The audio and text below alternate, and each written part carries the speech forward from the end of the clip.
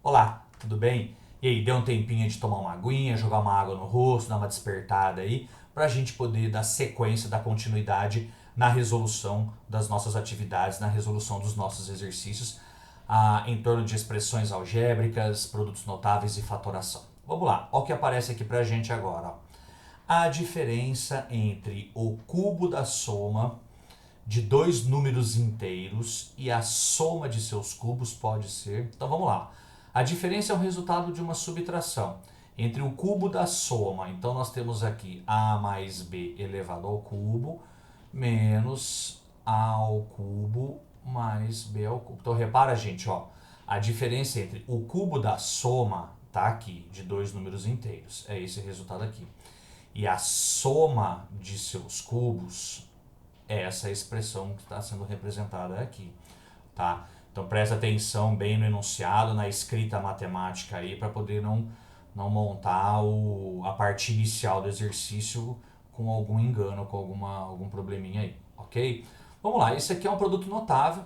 A mais b elevado ao cubo é o cubo da soma de dois termos. Então vamos lá, ó, é o cubo do primeiro mais 3 vezes o quadrado do primeiro vezes o segundo, mais 3 vezes o primeiro vezes o quadrado do segundo, mais o cubo do segundo.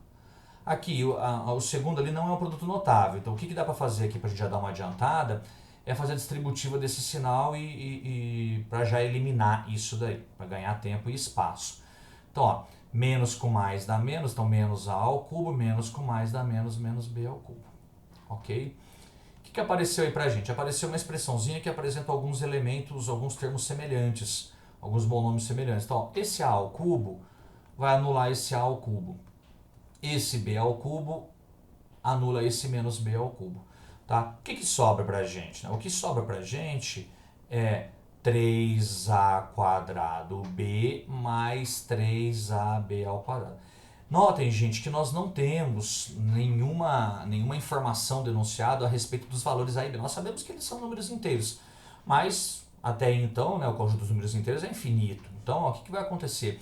Tanto é que a pergunta dele não é assim, é igual a. A pergunta, reparem, gente, que a pergunta é pode ser. Então, ó, eu vou fazer uma fatoraçãozinha parcial. Na verdade, o que eu tenho aqui no primeiro termo, o que eu tenho no segundo termo, seriam 3, o A e o B. Mas eu só vou colocar o 3 em evidência para forçar bem o que eu quero que vocês enxerguem. 3a quadrado b dividido por 3, sobra a quadrado b. Mais 3a quadrado, 3ab ao quadrado dividido por 3, sobra só o ab ao quadrado. Então, gente, mesmo sem saber qual é o valor de a de b, então nós não sabemos quem é a quadrado b e nem quem é ab quadrado. Mas o que eu posso garantir é que dessa expressão que nós temos aí em cima, como você vai pegar se a e b é um número inteiro, então esse resultado aqui é um número inteiro. A hora que você multiplica por 3, mesmo sem saber exatamente qual é o valor dele, mas você pode garantir que esse resultado é um múltiplo de 3. E aí você acompanhando pelas alternativas, o único múltiplo de 3 das alternativas é o 6. Então aquele resultado pode ser 6, pode. Porque esse resultado aqui vai dar sempre um múltiplo de 3 e o 6 é o único múltiplo de 3 das alternativas. Tá vendo? É um exercício que exige aí tranquilidade de vocês, alguns conhecimentos prévios e é lógico saber trabalhar com a ferramenta aí de produtos notáveis e assim por diante. Beleza? E aí adição, subtração de monômios e assim vamos. Tá vendo que as coisas vão juntando, né, gente? Começa com elementos extremamente básicos e nós vamos agregando ferramentas, os exercícios começam a tomar maior porte, tá? E esse exercício também é um exercício que eu já vi várias vezes, assim, parecido com esse daí, em várias provas aí de processos seletivos de ingresso em universidades, tá? Então, ó, simplificando, a raiz quadrada, já vamos escrevendo aqui, ó, a raiz quadrada de 2 elevado a 13ª é um número muito grande, e assim, não é absurdamente grande, mas ele é grande. Mas não vamos perder tempo de fazer essa potência toda, tá? Então 2 elevado a 13ª mais 2 elevado a 16ª dividido por 2 elevado a 15ª potência. Minha raiz ficou pequena, vamos ajustar isso aqui pra gente. Então vamos lá, vamos melhorar isso. Então a raiz quadrada, né, disso daqui tudo. Então, gente, olha o que eu vou fazer aqui em cima, tá? Eu vou fazer aqui em cima o seguinte, eu vou colocar, ó, 2 elevado a 13ª e 2 elevado a 16ª, o 2 elevado a 13ª é o nosso fator comum. Parecido com o exercício que nós resolvemos lá das potências de 10 elevado a décima, 10 elevado a vigésima, no vídeo anterior, né? Então, ó, 2 elevado a décima terceira dividido por 2 elevado a décima terceira dá 1, porque é o número dividido por ele mesmo. 2 elevado a décima sexta dividido por 2 elevado a décima terceira conserva a base e subtrai os expoentes. 16 tiro 13 dá 3, ok? Dividido por 2 elevado a décima quinta, certo? Vamos lá, isso aqui tudo dentro de uma raiz quadrada, tá? Gente, ó, reparem o seguinte, que aqui ó, eu tenho 2 elevado a décima terceira em cima e eu tenho 2 elevado a décima quinta embaixo. Então, o que eu vou fazer? Eu vou pegar desses 15 que eu tenho aqui, eu vou conseguir simplificar 13 deles, certo? Então, você pega 15 e tira 13, sobra 2 aqui, né? Porque em cima eu vou ter 2 vezes 2 vezes 2 vezes 2, 13 vezes. Embaixo eu vou ter 2 vezes 2 vezes 2 vezes 2, 15 vezes. E aí eu vou cortar 13 números daqueles de cima, 13 números 2, com 13 dos de baixo. Vão acabar sobrando 2. Então, ó, olha o que sobra aqui pra gente. Tá começando devagarzinho a ficar mais confortável olhar para isso, né? Lá em cima, gente, ficou 2 elevado ao cubo, dá 8. Então, em cima nós ficamos com 1 mais 8. E embaixo nós ficamos com 2 ao quadrado. Você já poderia, para ganhar tempo e espaço, ter feito esse cálculo de cabeça, tá? Então, isso aqui ó, vai dar raiz quadrada de 9 quartos. Raiz quadrada de 9 é 3, raiz quadrada de 4 é 2. Não tem fração nas alternativas. Então, 3 dividido por 2 é igual a 1,5 e 1,5 nós temos nas alternativas. Certo, gente? Ok. Então, tá aí. Aplicação aí, apesar de não aparecer letra nenhuma aí pra gente, mas aplicação de um caso de fatoração, que é o fator comum em evidência, e aí tocamos para simplificações. Certinho? Fique atento com esse tipo de exercício aí, que eu já vi várias vezes esse exercício aí em várias provas. Olha isso aqui que bem interessante da gente montar, da gente sair de uma linguagem gramatical, do texto, do enunciado, para poder jogar isso para matemática e chegar no resultado. Exercício da Olimpíada Brasileira de Matemática e das Escolas Públicas, a OBMEP. Uma prova bem interessante também, tá? Na figura, vemos um quadrado dentro de outro, determinando uma região cinza. A área em centímetros quadrados e o perímetro em centímetros dessa região são numericamente iguais, ou seja, o valor numérico da soma dos perímetros, vamos destacar isso aqui no texto, ó, o valor numérico da soma dos perímetros desses quadrados é igual ao valor numérico da diferença entre suas áreas, tá? Qual é a diferença entre a medida dos lados desses quadrados? Ok? Então, gente, ó, vou chamar aqui, ó, esse cara aqui eu vou chamar como quadrado de lado A. E aqui, esse quadrado interno eu vou chamar de quadrado de lado Bzinho. Então, vamos usar essa informação aqui agora. O valor numérico da soma dos perímetros dos quadrados. Então, o perímetro, ó, aqui, ó, A e A, perímetro 4A. Aqui, B e B, perímetro 4B. Então, ó, 4A, tá, mais 4B é igual a diferença entre as suas áreas. A área do maior, ó, a área do maior é A vezes A, que é A quadrado, a área de quadrado. A área do menor é B vezes B, é B ao quadrado. E aí, gente, vamos ver que ainda, praticamente nós não conseguimos resolver ainda, mas já saímos de uma linguagem gramatical e jogamos para a linguagem matemática. Agora é trabalhar as ferramentas. Ó, a fatoração aqui no primeiro membro, aqui, ó, antes da igualdade. Aqui, ó, coloca o 4 em evidência. 4A dividido por 4 dá A, 4B dividido por 4 dá B. E aqui é uma diferença de dois quadrados. Então isso aqui ó, é o produto da soma pela diferença. A mais B que multiplica A menos B. Próximo módulo nós vamos detalhar bem isso daí, que é a resolução de equação aí do primeiro grau, de igualdades. Mas o que acontece aqui? Nós temos um A mais B multiplicando de um lado, nós temos um A mais B multiplicando do outro. O que a gente pode fazer? Fazer uma simplificação, né? Divide por A mais B ambos os lados da igualdade. O que mágico, né? O que aconteceu aqui, ó? Aconteceu que você chegou que que 4 é igual a A menos B. Ou, se quiser escrever de uma maneira mais confortável, A menos B é igual a 4. Que, por acaso, é justamente a pergunta do enunciado, a pergunta do problema. Qual é a diferença? A diferença é o resultado de uma subtração. Qual é a diferença entre as medidas dos lados desse quadrado? Tá aqui, a diferença entre a medida dos lados desses quadrados é igual a 4, é 4, ok? Então tá aqui a alternativa B. Incrível, né? Bem interessante. Sabendo trabalhar essas informações, sabendo juntar isso daí, gente, você consegue fazer muita coisa interessante na matemática e chegar em resultados que às vezes você falava assim, nossa, mas como é que eu vou chegar num valor se ele não me apresentou valor algum, certo?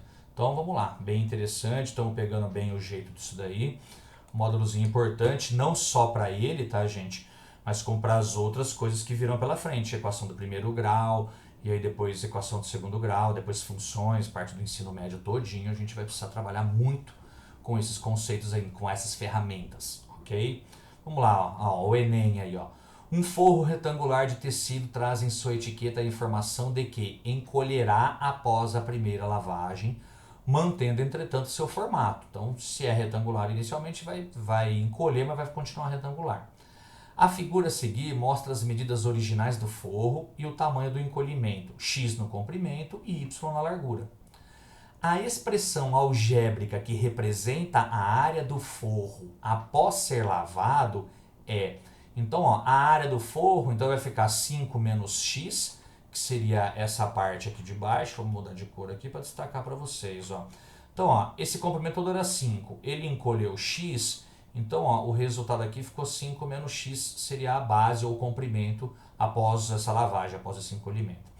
Tudo aqui era y, era 3, e encolheu y, então nós ficamos com 3 menos y, seria a largura desse retângulo após a primeira lavagem, após sofrer esse encolhimento aí, ok? Vamos ver o que ele está perguntando. Nessas condições, a área perdida do forro após a primeira lavagem será expressa por... Então vamos ver. Olha o que foi de área perdida. O que nós perdemos de área perdida? Nós perdemos esse retângulo aqui de baixo, tá em alaranjado aqui, e esse retângulo mais avermelhado aqui. Nós podemos... Tem outras maneiras, mas essa daqui eu acredito que seja bem simplesinha aí para vocês poderem ver.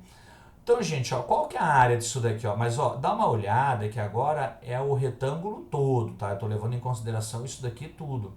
Ou seja, a base dele, tá? Vamos mudar de cor aqui agora que vai ficar mais fácil para vocês enxergarem. Então, essa área perdida aí, ó, esse retângulo amarelo. O retângulo amarelo, gente, ele tem base 5. Reparem que nós perdemos isso daqui tudo, tá? 5 vezes essa largurinha aqui, vezes essa alturazinha aqui, que é esse y. Então, ó, 5y. Tá? Então, foi o primeiro retângulo que nós perdemos.